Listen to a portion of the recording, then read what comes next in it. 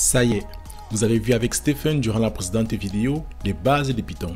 Ici, on appliquait tout cela dans un mini projet.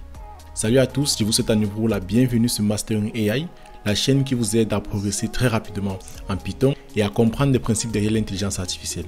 Cette vidéo est faite dans le but de pouvoir vous permettre d'appliquer toutes les bases de Python que vous avez vues avec Stéphane, mais ceci dans un cas concret.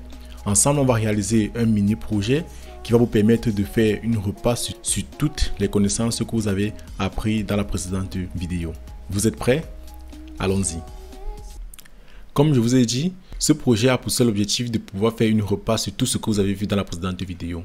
Donc on va appliquer ici les principes de base de Python. On va coder avec une approche orientée objet.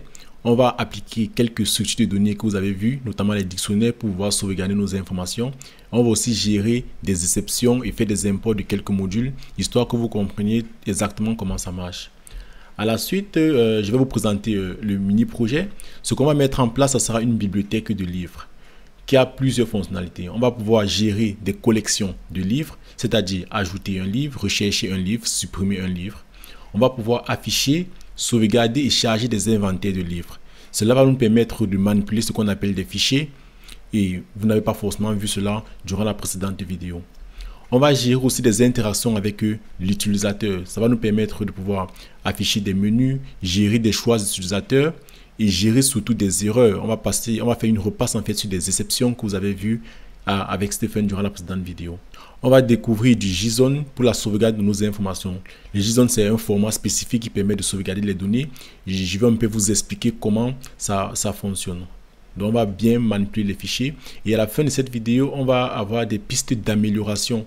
Ça sera pour vous aider à vous entraîner à la maison. Il y aura quelques petits exercices, mais ne vous inquiétez pas, vous aurez la solution après avoir terminé en fait. Là, on va mettre le lien de la solution du projet.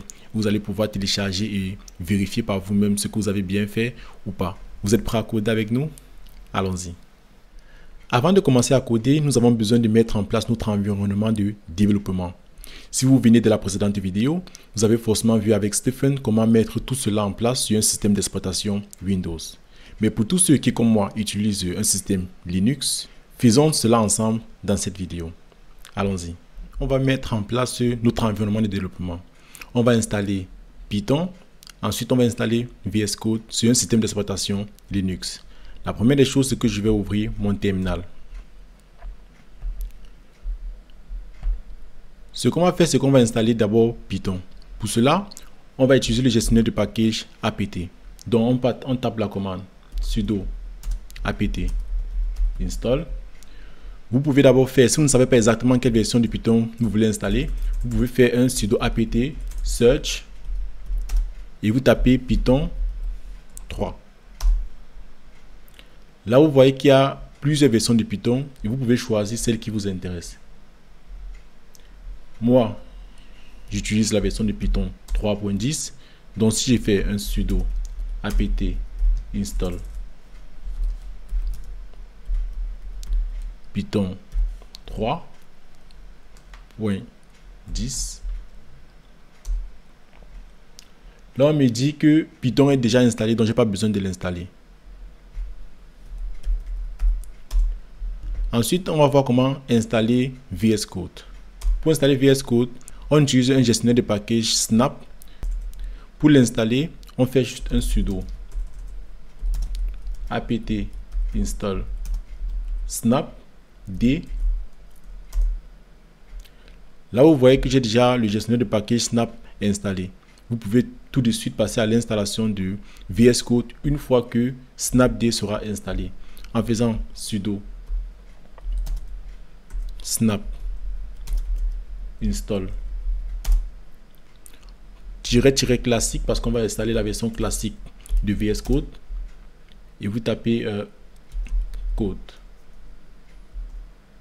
Vous voyez que là on me dit que VS Code est déjà installé, donc j'ai pas besoin de l'installer.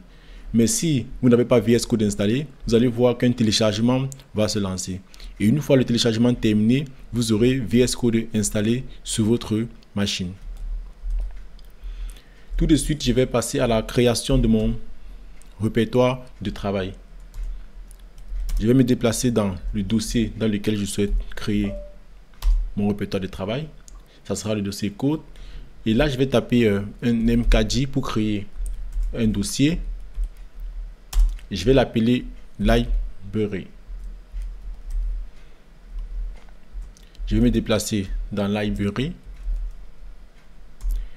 Et je vais créer un nouveau fichier qui va me permettre d'entrer tout mon code. Je vais appeler ce fichier main.py.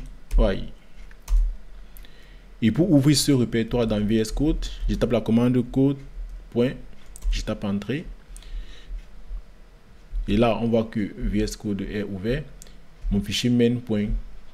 Et je peux enfin commencer à écrire mon code. Ça y est, nous avons mis en place notre environnement de développement sur un système d'exploitation Linux. On va tout de suite passer à la mise en place de notre mini-projet. On sait que ce projet consiste à gérer des livres dont on a déjà une entité livre qu'on doit prendre en compte. Mais pour gérer ces livres, on a besoin d'une collection qui va nous permettre d'ajouter des livres dans la bibliothèque, de supprimer ou bien même de rechercher un livre. Pour cela, on a une autre entité qui sera la bibliothèque en elle-même qui va contenir tous ces livres-là. Mettons tout cela en place. Du coup, nous savons que nous avons besoin de modéliser une classe livre qui va contenir les attributs en fait d'un livre. Donc là, on va mettre d'abord déjà en commentaire qu'on a besoin d'un livre. Et un livre ici est représenté par le titre du livre, l'auteur du livre, ainsi que l'année. On va mettre 2E là. À l'année de publication. Donc nous allons commencer par définir notre classe qu'on va appeler livre. Et vous avez vu avec Stephen que lorsqu'on définit une classe, la première chose à mettre, la première méthode même à écrire, c'est ce qu'on appelle le constructeur. Et le constructeur, c'est la méthode qui sera appelée à chaque fois qu'on va instancier notre classe livre. Et dans le constructeur, nous allons passer, en fait, nous allons initialiser tous les attributs qu'on va demander lorsqu'on va instancier la classe livre. C'est-à-dire le titre du livre, l'auteur du livre et l'année de publication du livre. Et là, on va initialiser ces attributs-là. Titre égale à titre, self.auteur égale à l'auteur. Et là, on a self.année année de publication égale à année de publication. Donc là, on vient de matérialiser notre entité livre qui contient ces différents attributs. Une fois que nous avons déclaré notre classe livre, nous allons mettre en place la classe qui va permettre de gérer nos collections de livres. Là, je fais référence à la classe qu'on va appeler bibliothèque. On n'a pas besoin de mettre les parenthèses. Et là, on va toujours initialiser en mettant en place le constructeur. Là, on veut que lorsqu'on instancie la classe bibliothèque, on initialise notre liste de livres. Donc là, on va mettre là self.livre. La structure de données qu'on va choisir pour pouvoir stocker nos livres, c'est un dictionnaire. Parce qu'on a besoin de sauvegarder plusieurs informations. Le dictionnaire, je vais mettre en commentaire, il aura en clé, je vais mettre ce dictionnaire, aura en clé le titre du livre et en valeur l'objet livre. Donc c'est ainsi que nous allons sauvegarder nos livres. C'est dans cette bibliothèque que nous allons implémenter toutes les méthodes qui vont interagir avec le livre, c'est-à-dire ajouter un livre, supprimer un livre, rechercher un livre, même sauvegarder les inventaires sous forme de fichiers au format JSON. Alors, la première méthode qu'on va implémenter dans notre classe bibliothèque, ça sera la méthode pour pouvoir ajouter un livre. Du coup, nous allons définir une méthode de dev qui sera ajouter un livre. Et cette méthode va prendre en paramètre, bon, on commence par écrire l'objet courant ou bien l'objet interne self. On a deux choix là, soit on passe directement l'objet livre ou bien on passe attribut par attribut. C'est-à-dire quoi? Lorsqu'on va appeler la méthode ajouter livre, On peut demander le titre du livre, l'auteur du livre, etc. Ou bien on peut demander directement l'objet livre. Ça dépend un peu de vous. Donc moi, je vais choisir de demander l'objet livre. Je vais préciser quand même le type, qui est de type livre. Livre ici fait référence à la classe là. Et la méthode ne retourne rien. Du coup, on va mettre un return none. Là, la première chose qu'on peut faire, c'est vérifier que le livre qu'on essaie d'ajouter n'est pas déjà présent dans notre collection livre. Donc, on fait un if livre.titre. Donc, on accède au titre parce que le titre ici, là, ça représente la clé en fait de l'objet, des objets qui sont présents dans le dictionnaire. Du coup, on fait un if livre.titre in livre in self.livre. Self.livre là, ça va regarder en fait des clés qui sont dans notre structure de données. Donc là, on dit est-ce que si le livre.titre est présent dans notre liste de livres, du coup, on peut juste afficher un message ou on peut même lever une exception. On fait un raise de value error et on dit ce livre est déjà présent. Maintenant, sinon, on fait un else. Là, on va ajouter le livre. Pour ajouter le livre, c'est simple. On accède à notre dictionnaire de livres. On passe du coup la clé. On a dit que la clé sera le titre du livre. Pour avoir le titre du livre, on accède à l'objet livre là qui est passé en paramètre. Point. Et on accède au titre. Et là, on peut passer du coup en valeur l'objet livre là. Après, on peut finir par un petit message en disant votre livre a bien été ajouté. On peut faire un message un peu plus dynamique. On va mettre un F là. Et ici, on met votre livre. On ouvre les alcoolates. Et on précise le titre du livre. Donc, votre livre, là, ça sera une variable dynamique. Ça va afficher le nom du livre. A bien été ajouté. La seconde méthode qu'on va mettre en place, c'est la méthode qui va nous permettre de supprimer un livre. Donc là, on va mettre un def. On va écrire supprimer livre. En paramètre, ce qu'on va demander, c'est le titre du livre. Ou bien on peut toujours prendre l'objet livre en question. Donc, je peux toujours prendre l'objet livre, qui est le livre qu'on souhaite supprimer. Et cette méthode-là, on peut dire que ça peut retourner rien du tout, ou bien on peut dire que ça peut retourner un booléen. Donc, moi, je vais mettre none, ça ne retourne rien. Déjà, on va toujours, comme ici en haut, vérifier si le livre est bien présent, parce qu'il ne faut pas qu'on essaie de supprimer un livre qui n'est même pas là. Donc, on peut mettre un if livre.titre in livre, et là, on va toujours lever, bon, là, ça ne sera pas in, mais not in, si le livre n'est pas présent. Donc, not in livre, on va mettre là, ce livre n'est pas présent, dans l'inventaire.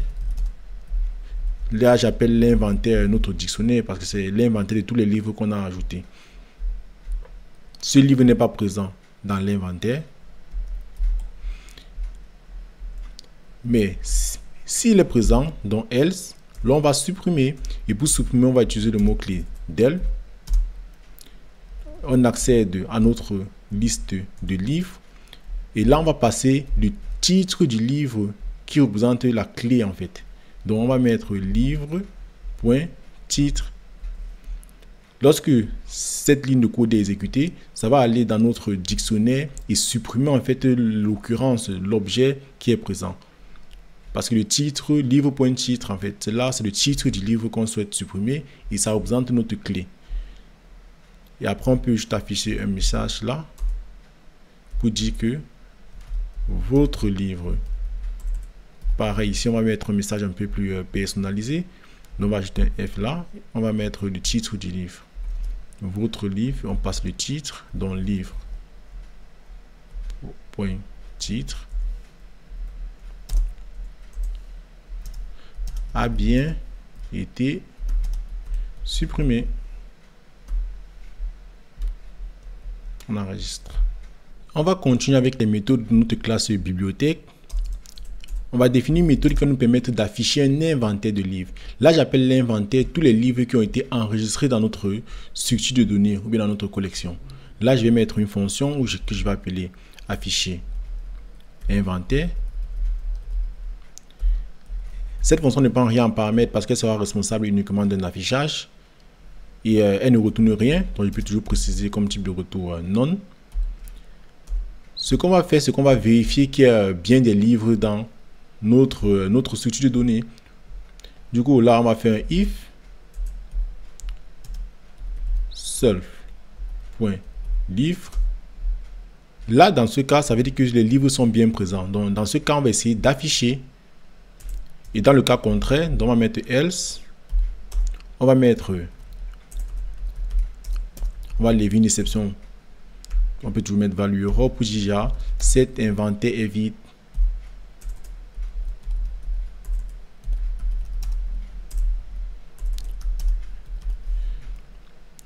Donc, dans le cas où on a bien des livres, donc if self.livre, ça va vérifier, il y aura bien des livres. On va exécuter du code là. Ce qu'on va faire, c'est qu'on va parcourir tous nos livres. Donc, on va écrire une boucle qui sera un for livre. On parcourt tous nos livres. Nos livres sont contenus dans self.livre. Là, c'est juste le dictionnaire. Pour accéder maintenant à nos livres qui représentent en fait l'objet, en fait contenu dans notre dictionnaire. Donc, on va faire .values qui va retenir en fait une liste de tous les livres, de toutes les valeurs en fait contenues dans notre dictionnaire. Donc, for livre in livre, l'on parcourt les livres. Deux points, on en fiche juste les livres. Comme ça. Donc, lorsqu'on va appeler cette fonction-là, elle va vérifier que l'inventaire n'est pas vide. Déjà, if self.livre, ça veut dire qu'on a des livres contenus dans l'inventaire. Et là, elle va afficher, elle va parcourir chaque livre et elle va l'afficher. Et ici, en fait, dans le cas contraire, elle va lever une exception qui sera cet inventaire est vide. Nous venons d'implémenter 3 fonctions de notre collection bibliothèque. Mais là, nous ne les avons pas encore testées.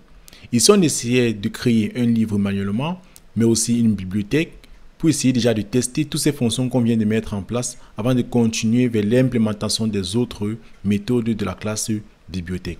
Faisons cela ensemble. Pour faire cela, essayons déjà de rendre ce fichier Python exécutable. Pour cela, on va écrire un petit code if name égale main, comme ceci. Et dans ce cas, on veut exécuter un certain nombre de lignes de code. Premièrement, on va essayer de créer un objet livre à partir de notre classe livre. Pour cela, on va faire un livre qui sera l'objet égal à livre. Et là, vous voyez, on demande le titre du livre. Là, on va faire machine L. Là, on me demande l'auteur du livre. Là, je vais dire mastering AI. Et là, on me demande l'année de publication. Là, je vais dire 2024. Là, j'ai créé mon objet livre. Ce qu'on peut faire ensuite, c'est pouvoir ajouter un livre dans notre collection bibliothèque. Pour cela, il faut qu'on crée du coup l'objet bibliothèque. Pour cela, on va faire une bibliothèque en minuscule. Du coup, ça sera comme ceci. Égal à bibliothèque. Là, on ne demande rien en paramètre. Et ce qu'on peut faire, c'est qu'on fait bibliothèque. Et on accède du coup à la méthode pour pouvoir ajouter un livre. Et pour cela, on passe juste le livre qu'on a créé. Comme ceci là. Là, cette ligne permet d'ajouter le livre dans notre collection ici. Ce qu'on peut ensuite faire maintenant, c'est essayer d'afficher cet inventaire. Donc, on va juste dire bibliothèque. Point. Afficher inventaire pour essayer de voir ce qui s'affiche dans notre console. Là, j'enregistre, j'ouvre un nouveau terminal et là, je tape la commande Python pour exécuter le fichier, Python 3 main.py. Et là, j'exécute. Vous voyez là que votre livre MachineL a bien été ajouté. Ça, c'est le résultat de cette ligne de code là qui a ajouté le livre. Ça a fait appel à cette méthode là, ajouter le livre, et qui a finalement fait cette sortie. Votre livre a bien été ajouté. Dans ce cas, le titre c'était MachineL. Maintenant, vous voyez que cet affichage là ne fonctionne pas bien. En fait, afficher inventaire, là on essaye de print livre. Il faut savoir que livre ici là représente un objet. C'est pour ça que là on met la object et on met juste une référence vers la mémoire. Ce qu'on peut faire, c'est qu'on peut surcharger dans notre classe. On va surcharger une méthode. Cette méthode-ci, c'est utile lorsqu'on veut en fait formater la façon dont le print est interprété lorsqu'on passe un objet. Donc ce qu'on peut faire, c'est qu'on fait un return.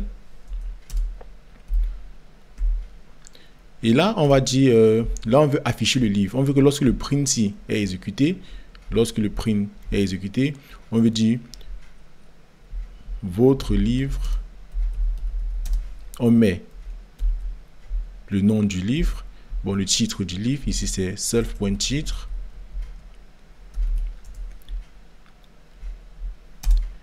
Écrit par, on met virgule, on peut mettre écrit par, on met le nom de l'auteur, donc ça sera self.auteur, et publié en, du coup, ce qu'on va faire, on met l'année de publication là. Du coup, on vient de faire une surcharge d'une méthode là qui est dans notre classe livre str, et vous voyez que si on réexécute, c'est plutôt cet affichage ici qui sera pris en compte au lieu de ceci là. Donc cette méthode ci est bien utile lorsque vous mettez en place une classe et que vous voulez en fait redéfinir la façon dont le print est interprété. Du coup, si je réexécute mon code là, vous voyez que là, je mets, là, ça sort votre livre MachineL, écrit par Mastering AI et publié en 2024. Donc, c'est cet affichage ici qui a bien été respecté. Là, nous venons de tester toutes les méthodes que nous avons implémentées précédemment. Nous avons même vu comment on peut en fait faire une surcharge d'une méthode pour pouvoir redéfinir la façon dont la méthode print est interprétée lorsqu'on essaye d'afficher un objet. Alors de ce pas, nous allons continuer à implémenter les trois autres méthodes de notre classe bibliothèque, c'est-à-dire rechercher un livre, sauvegarder un inventaire et même charger un inventaire. Ce qui va ainsi faire une introduction à la notion de fichier. Nous allons ainsi voir comment on peut manipuler des fichiers, ouvrir un fichier, écrire même dans un fichier. Ceci va aussi nous permettre de voir ce qu'on appelle du JSON. Et si on faisait tout cela ensemble. De ce pas, mettons en place la méthode qui va nous permettre de rechercher un livre. Du coup, on va écrire ces méthodes là. Def rechercher un livre. On passe le mot-clé self et ça sera une recherche par mot-clé. Du coup, là, on va passer mot-clé. Notre fonction recherche un livre demande en fait en paramètre le mot-clé qu'on veut utiliser pour faire la recherche dans notre collection. Ici, il y a deux façons de faire cette recherche-là. Une façon avec une boucle imbriquée et une autre façon en faisant ce qu'on appelle des compréhensions de listes ou bien list comprehension. Donc, on va commencer déjà par faire une boucle pour que tout le monde puisse comprendre parce que c'est la plus intuitive. La recherche ici se fait, je vais mettre cela en commentaire. La recherche se fait sur le titre du livre et on peut dire sur le nom de l'auteur. Le nom de l'auteur. Donc le mot-clé ci va être recherché dans le titre du livre et le nom de l'auteur. Donc ce qu'on va faire, c'est qu'on va premièrement créer une variable résultat qui sera une liste vide point de but. Cette variable va contenir en fait le résultat de notre recherche qu'on va vouloir afficher. Après, on va parcourir nos livres. For livre in self.leaf .values parce qu'on veut vraiment accéder à nos livres. N'oubliez pas, livre c'est le dictionnaire qui a en clé le titre du livre et en valeur l'objet même livre.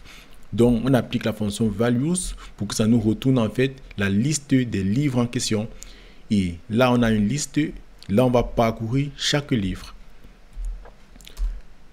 Maintenant pour chaque livre, on va vérifier si le mot-clé est compris dans le titre. Donc du coup livre point titre du livre simplement, ou bien puisqu'on va aussi chercher dans le nom de l'auteur, ou bien mot-clé in livre point auteur. Du coup si c'est le cas, ça veut dire qu'on a trouvé le livre. Ce qu'on va faire, c'est qu'on va l'ajouter dans notre variable résultat avec la méthode append. Là, on rajoute juste le livre en question qui a été trouvé. Donc, on parcourt chaque livre, on vérifie la condition et on affiche le livre dans le résultat. Du coup, normalement, à sortir de cette boucle-là, on aura parcouru tous les livres là. Et les livres qui ont respecté ces conditions-là seront ajoutés dans le résultat. Et ce qu'on peut faire maintenant, après cela, c'est de parcourir le résultat. Donc, on peut mettre là for livre parce que cette liste de résultats va contenir des livres. For livre in résultat. On fait juste un print de livres. Et n'oubliez pas que ce print là va pareillement être interprété par cette fonction là. Et c'est cet affichage là qui sera pris en compte. Donc, du coup, on a cette fonction là qui permet de rechercher un livre en écrivant juste une boucle. Une autre façon, comme j'ai dit, c'est utiliser des compréhensions de listes. Ce que je commence par faire, c'est déclarer une liste là. Là, on aura livre, for. On écrit une boucle classique comme ça, livre in self.livre. Comme ça. In self.livre. Du coup, juste ça parcourt les livres en fait. Ça parcourt tous les livres de notre collection et ça l'affiche. Et directement, le résultat, c'est une liste. Du coup, ce qu'on peut juste rajouter là à la suite, c'est notre condition. Donc, on veut que ça parcourt les livres là de notre collection livres, mais en respectant bien cette condition-ci en fait. Donc, le mot-clé doit être trouvé dans le titre ou bien le mot-clé doit être trouvé dans le nom de l'auteur. Du coup, juste ce code-là est équivalent à ce code-ci.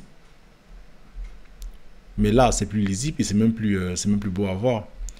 Ce qu'on peut juste rajouter là, en fait, pour être sûr que la recherche se passe très bien, c'est convertir tout en minuscule. Donc là, je peux rajouter une fonction, par exemple, lower, qui va convertir peu importe le mot qu'on a, que ce soit des majuscules ou bien des minuscules, on va mettre tout en minuscule.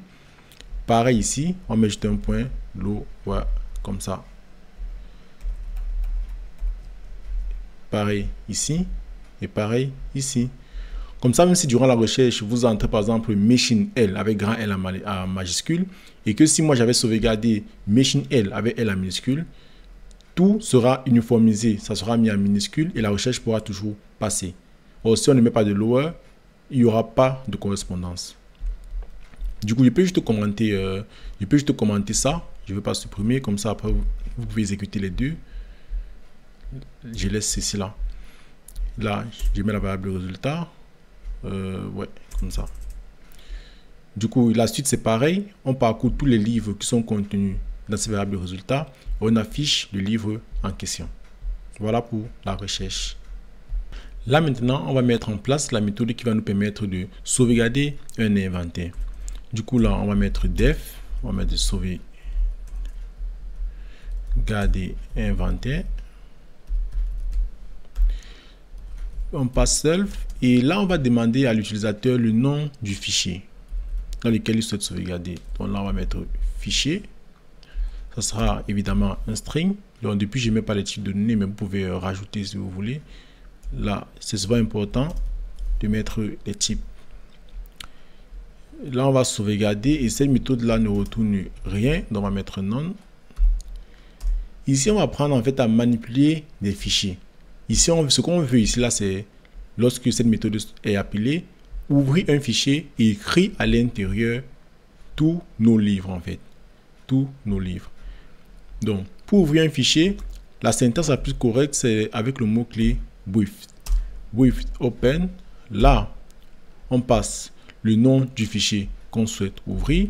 Donc là, ça sera en fait fichier. On va mettre fichier là. Et là, ça sera le mode de lecture. Vous voyez là, l'autocomplétion met là. Donc, file, on met là le nom du fichier ou bien le chemin vers le fichier. Et là, en fait, c'est le mode. Tu vois là, par défaut, c'est R. Pour déjà, c'est read. Mais si vous mettez juste R, ça va juste vous permettre de lire à l'intérieur du fichier. Or, ce qu'on veut, c'est écrire à l'intérieur.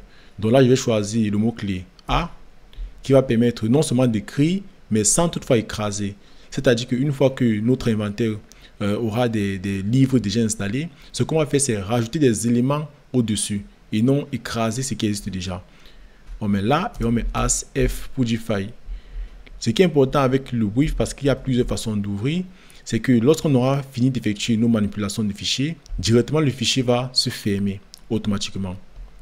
Je vous conseille d'aller regarder vite fait un tuto qui permet, parce qu'il y a tellement d'options lorsqu'on ouvre un fichier. Si on tape sur Google ouvrir un fichier en Python, ou bien manipuler, là peut-être la Python Doctor qui est plutôt un bon site.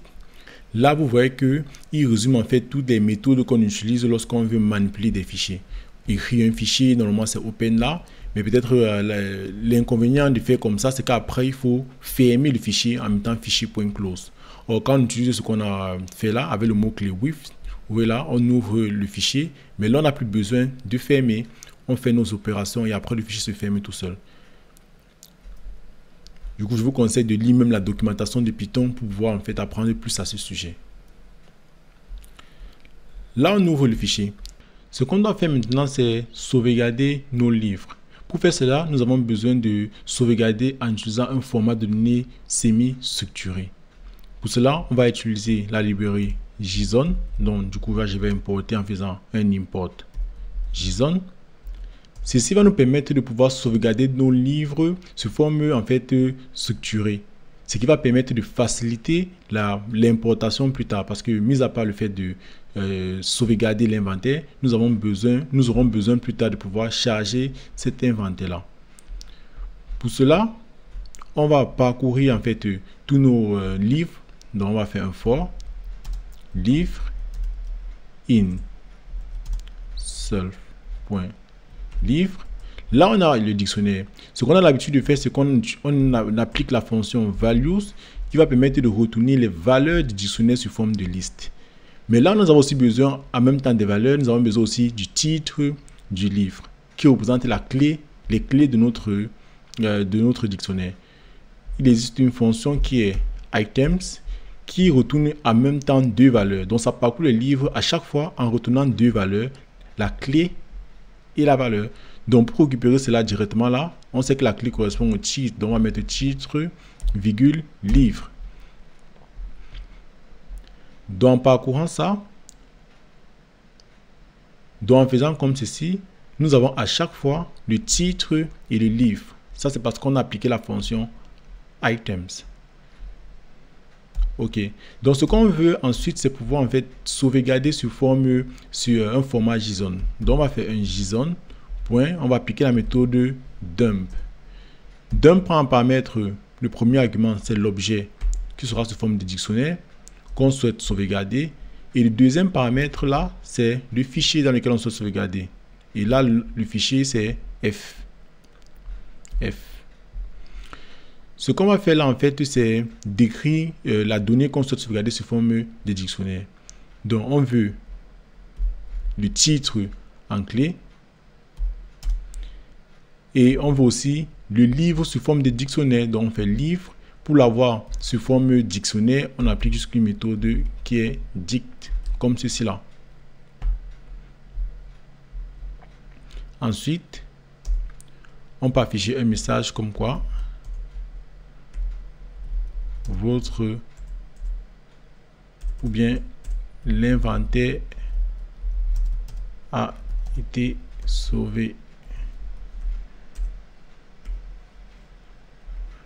sauvegardé. Ensuite, nous allons implémenter la fonction qui va permettre de charger un inventaire.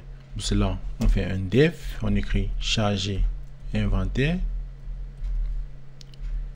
On passe self et là, on va demander le fichier ou bien le chemin du fichier vers lequel on souhaite aller récupérer les inventaires. Donc là, on va ouvrir le fichier avec le with open. On passe le fichier comme ceci. Et en mode de lecture, on peut juste mettre un R parce que cette fois-ci, on veut juste lire dans le fichier pour pouvoir récupérer les informations à l'intérieur. Donc là, on passe F. On va sauvegarder ça dans données comme ceci. Et pour cela, pour lire en fait l'intérieur, on va juste faire un JSON.load. Et on va passer en fait le fichier F. Données-ci est censé contenir ceci là, donc un dictionnaire, ayant en clé un titre et en valeur l'objet livre. Donc ce qu'on va faire, c'est qu'on va parcourir cela. On va parcourir for live in données. Bon, puisque on veut avoir la clé et la valeur en même temps, donc on va faire un données.items. Donc on va récupérer ces deux valeurs là.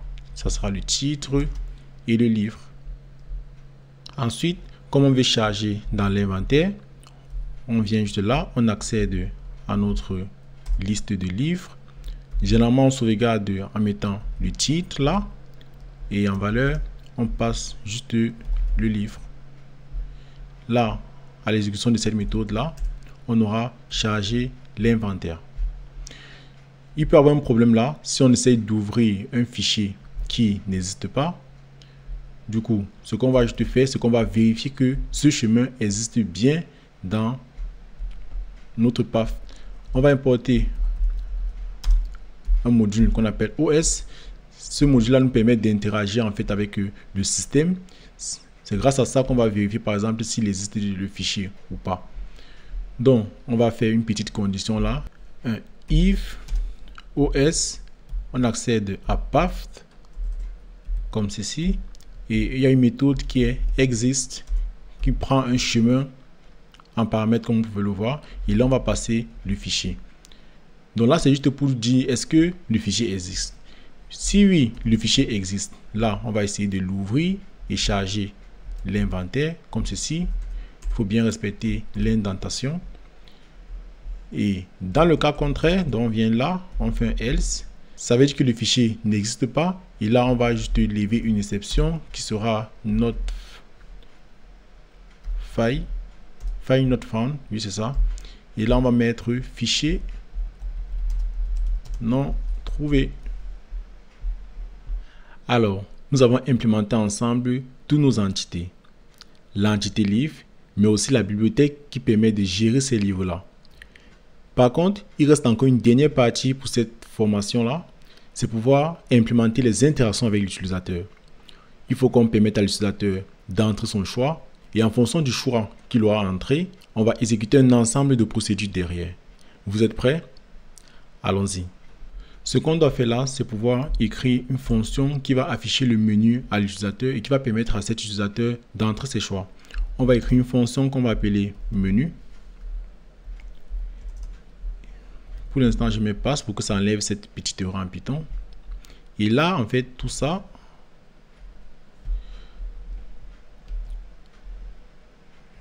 on va venir appeler notre fonction menu.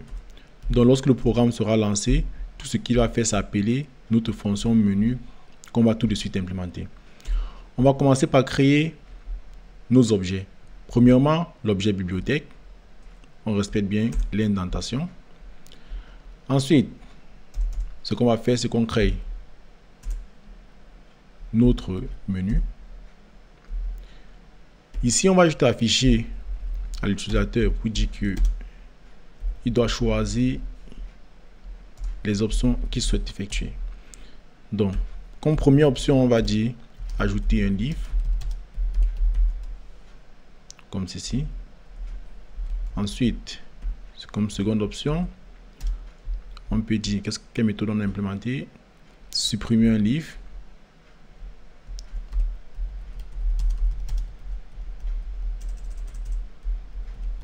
Supprimer un livre. Ensuite, comme troisième option, on va mettre rechercher un livre.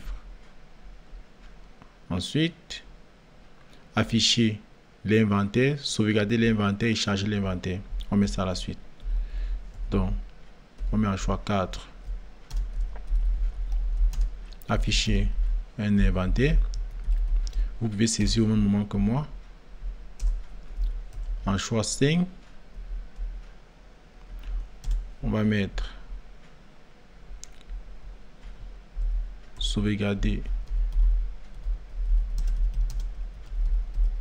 un inventaire.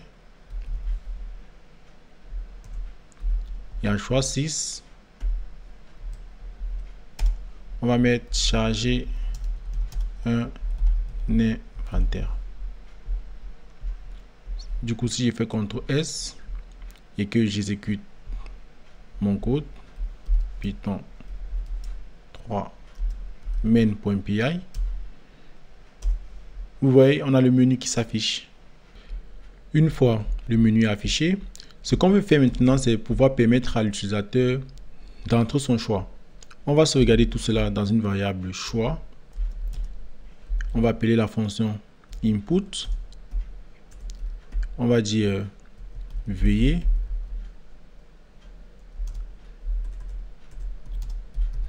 faire un choix dans ce menu. Lorsque l'utilisateur va faire son choix, on va récupérer ce choix-là dans cette variable. Et en fonction de ce choix, on va en fait effectuer un certain nombre d'actions. La première action, c'est ajouter un livre. Donc, on va comparer. On va dire si le choix qu'il a fait, c'est 1. Ici, on sait qu'il veut ajouter un livre. Donc, ce qu'on va demander, ce sont les informations sur le livre qu'il souhaite ajouter. Donc, on peut du coup faire un titre. On refait un input. Et là, on va lui demander le nom ou bien le titre du livre. Lorsqu'il va entrer le titre du livre, on met un point d'interrogation. Là, il va entrer le titre du livre. Et dès qu'il va entrer le titre du livre, ça va se sauvegarder dans la variable titre. On va demander aussi l'auteur. Donc, puis je fais encore un input. Auteur du livre. On met là comme ça. Et là, on va mettre année. Publication, là on met un input aussi. Et là, on va dire année de publication du livre. Si on essaye d'exécuter ça, Python 3 main, là on va veuillez faire un choix dans ce menu. On tape 1. Il faut mettre un petit espace là. Donc là, je vais mettre comme ça. Je recommence. Voilà, il n'y a plus d'espace. Là, je mets 1. Et là, on met le titre du livre. Parce qu'on sait qu'il veut ajouter un livre. Ce qu'on peut même faire, c'est afficher un message là pour dire OK, vous voulez ajouter un livre.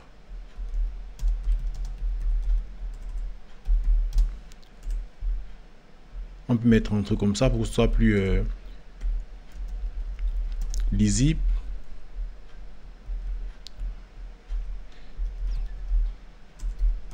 Si j'exécute comme ça, là je tape 1. Vous voyez bien, OK, vous voulez ajouter un livre. Le titre du livre. Et si je tape un exemple, on va me demander ensuite l'auteur du livre, après l'année de publication. Toutes ces informations-là seront enregistrées dans ces variables-là. Alors, lorsqu'on aura récupéré toutes ces informations-là, on va créer du coup notre objet livre. Parce que souvenez-vous, pour ajouter le livre dans notre bibliothèque, ce qu'on passe à notre fonction ajouter livre, c'est bien un livre. Du coup, livre égale, on appelle la classe livre et on passe le titre qui sera égal à ce titre là. On passe l'auteur, on récupère l'auteur que l'utilisateur a entré, année de publication et on prend l'année de publication que l'utilisateur a entré. Et là, on prend notre objet bibliothèque et on accède à la méthode ajouter un livre. Là, on passe le livre en question, comme ceci. C'est cette fonction-ci. Du coup, ça va ajouter le livre et à la fin, on va mettre votre livre. Le titre du livre a bien été ajouté.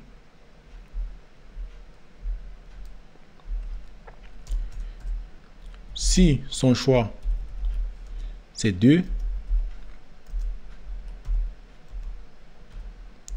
là on dit OK. Là on sait qu'il veut supprimer un livre.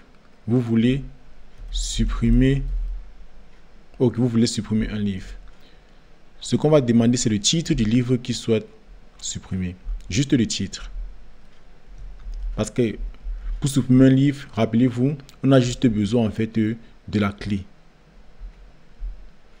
Supprimer un livre là. Ah, là on avait passé l'objet livre.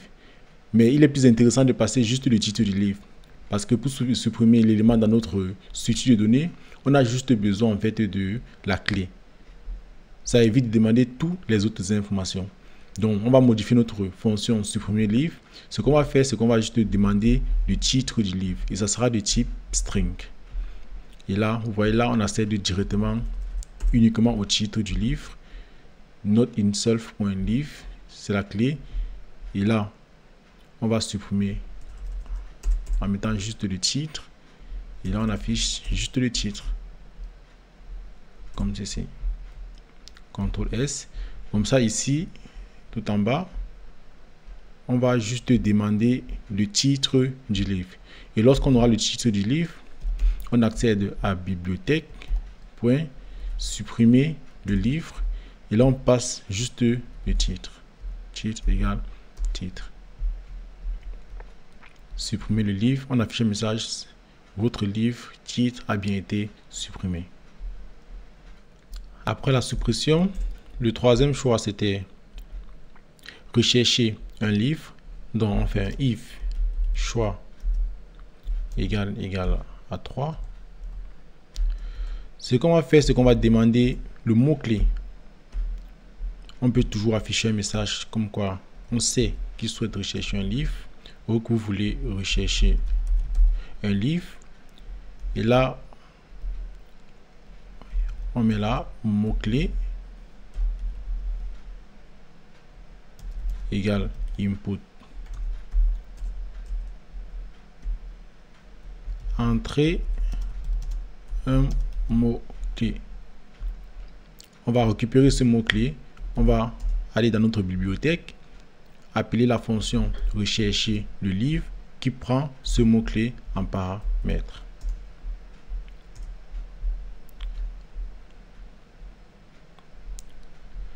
Ensuite, le quatrième choix, vous l'aurez compris, hein, ici on utilise juste notre collection bibliothèque pour pouvoir effectuer des opérations sur nos livres. Le quatrième choix, c'était afficher un inventaire. Donc, s'il choisit 4, on sait qu'il va afficher un inventaire. Du coup, on print le message. OK.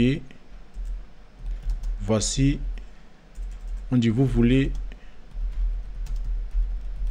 afficher l'inventaire de livres.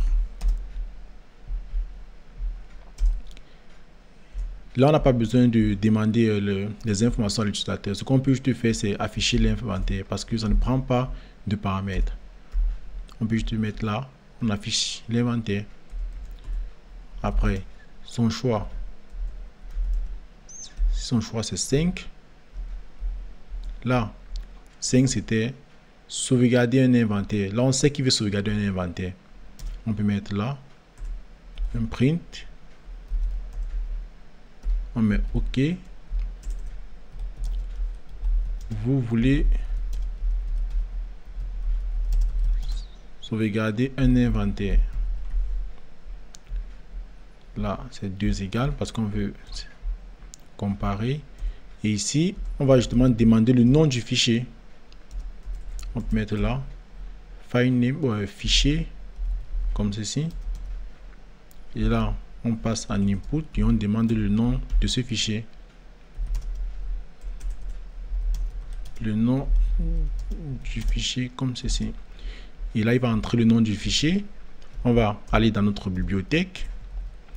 Et là, on va mettre sauvegarder l'inventaire et passer le fichier que l'utilisateur aura entré. Maintenant, là, le dernier choix, dans ce cas, qui est le 6e, c'est pour charger l'inventaire. Donc, c'est presque pareil. Là, on sait qu'il veut charger. Vous voulez charger un inventaire. Et là, pareil, on demande le nom du fichier. Et ensuite, on met juste là, charger l'inventaire en passant du fichier en question. Après avoir géré tous nos choix, il faut un else dans ce cas. Un else au cas où l'utilisateur essaie d'entrer un choix qui n'existe pas. En passant ici, c'est plutôt des elif et non des else. Vous l'aurez peut-être, si vous êtes attentif, vous aurez déjà détecté cette petite erreur.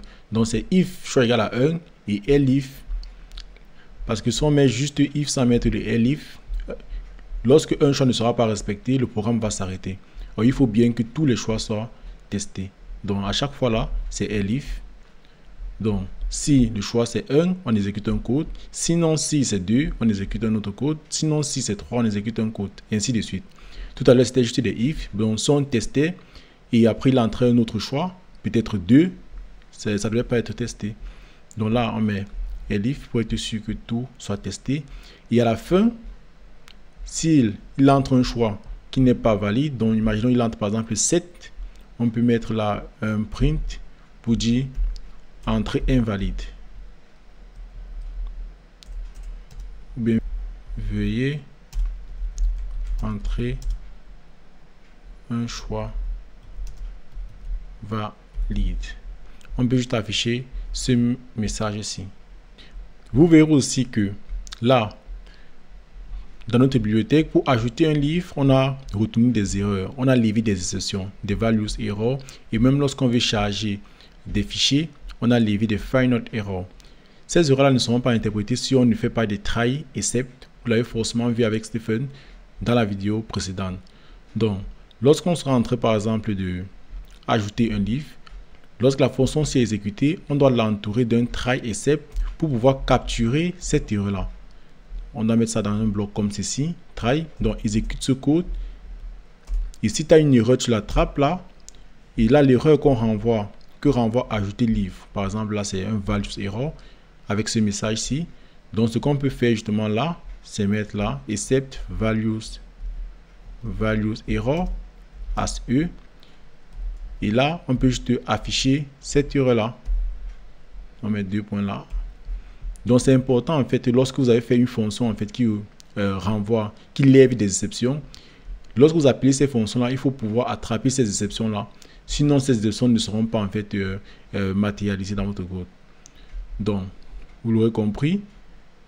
Pareil, sur supprimer un livre, là, on a toujours levé des exceptions. On a renvoyé des exceptions. Donc là, on va arriver là. Et entourer toujours d'un bloc try except. Là, on met un except. Pareil, c'est un value error. On prend l'erreur. Et là, on affiche juste cette erreur-là. Rechercher un livre. On regarde si c'est pareil, si on a levé des exceptions. Là, non, on n'a pas levé. On l'a encore fait sur charger un inventaire. Au cas où on essaie d'entrer un fichier qui n'est pas valide. Donc là, on va aller sur charger un inventaire qui était celui-ci. On met un try là. On met un except. Mais ici, c'est plutôt not found. Ouais, file not found. As e. Et là, on print. Du coup, ici, c'est important de mettre en fait la classe d'erreur que vous avez renvoyée. Là, c'est bon. Et après, s'il entre une entrée qui est invalide, on print juste ça. À l'état actuel du programme, lorsqu'un choix est fait et un code exécuté, le programme s'arrête directement. Si par exemple l'utilisateur fait un choix, par exemple 7, là on va entrer dans ce cas d'utilisation-ci, veuillez entrer un choix valide et le programme va s'arrêter, il ne va plus continuer. Ce qu'on va faire, c'est qu'on va englober tout notre code là d'une boucle while. On va juste mettre un while true et puis ça sera toujours vrai. On aura tout ce code là qui va s'exécuter en boucle. Mais si on le fait, on doit pouvoir donner à l'utilisateur une autre option qui est de quitter le programme. Donc on va mettre là, il peut choisir une option. On va mettre 7, ça sera quitter le programme.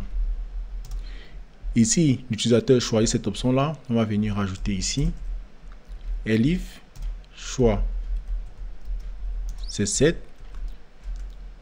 Là on sait que l'utilisateur veut quitter le programme et tout ce qu'on va faire, c'est print d'abord OK, vous voulez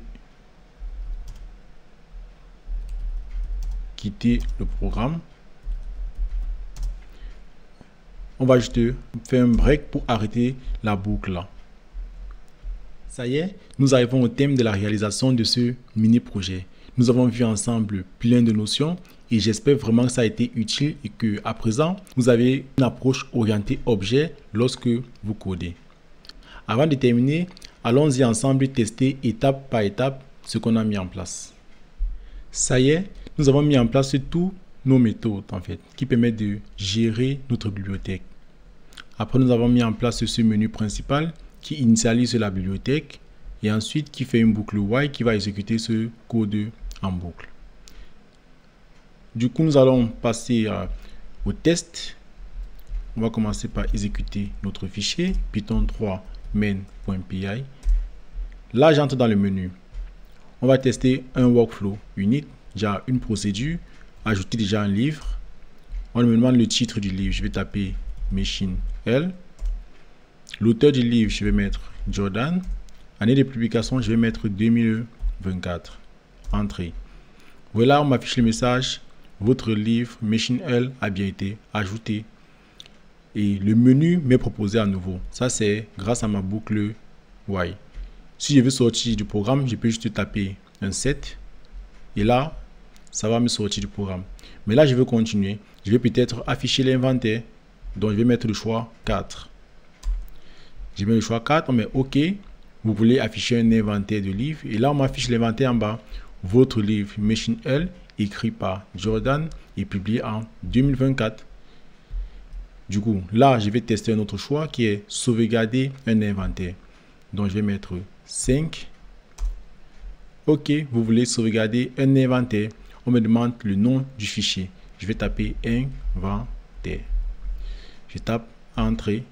Et là, vous voyez que un fichier a été créé, inventaire. Et si j'ouvre le fichier, vous voyez bien que mon livre a été sauvegardé sous format JSON. C'est ça qu'on appelle le format JSON.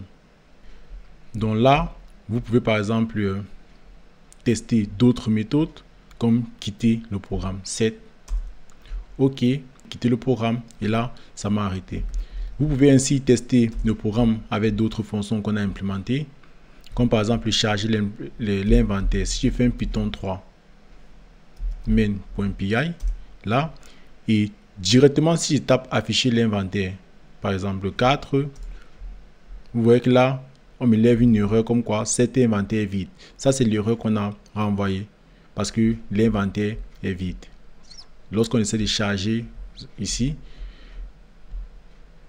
non, c'est là, ou ça, ici.